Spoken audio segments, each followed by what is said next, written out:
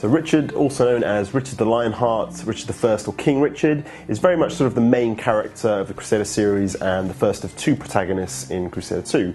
In terms of history, Richard ruled England from 1189 to 1199 AD. He gained the title of Lionheart for his fearlessness and renowned military leadership, which of course was long before he actually became king.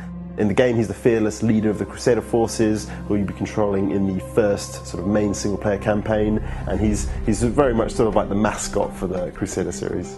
As an AI opponent, Richard is very direct, which obviously befits his character. He comes from royalty, he believes his cause is just, with a strong sense of honour as a king and a soldier. This makes Richard someone you wouldn't be quick to cross in the battlefield. He's definitely one of the strongest attacking opponents in the game.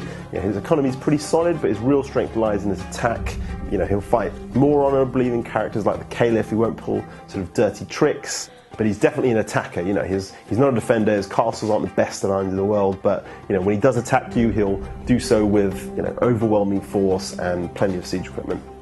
So in terms of troop types, Richard sticks to the basics. Don't think just because his army consists of swordsmen, pikemen and archers and siege equipment and all the standard units that he's just a pushover. He doesn't really need fancy units to win, and he just uses his good old-fashioned fearless brute force. His sort of personality affects his behaviour as an AI character as well, so whether you're an ally or on the opposing team, Richard will be brave, he'll be honourable, he'll be not afraid to act. 'Tis a glorious day for a fight!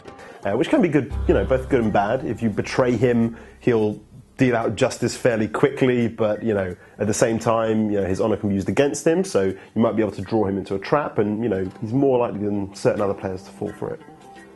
To defend against Richard, you need to take advantage of his lack of variety and relatively low speed, thanks to his preference for armoured units and just a handful of those.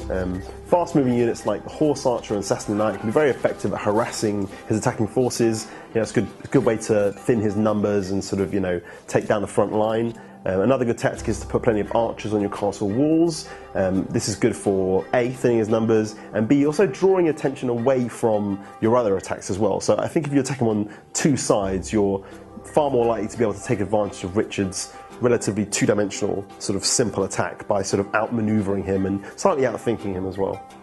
The best way to go about attacking and successfully sieging Richard's castle is either through the use of brute force and siege equipment or squads of horse archers.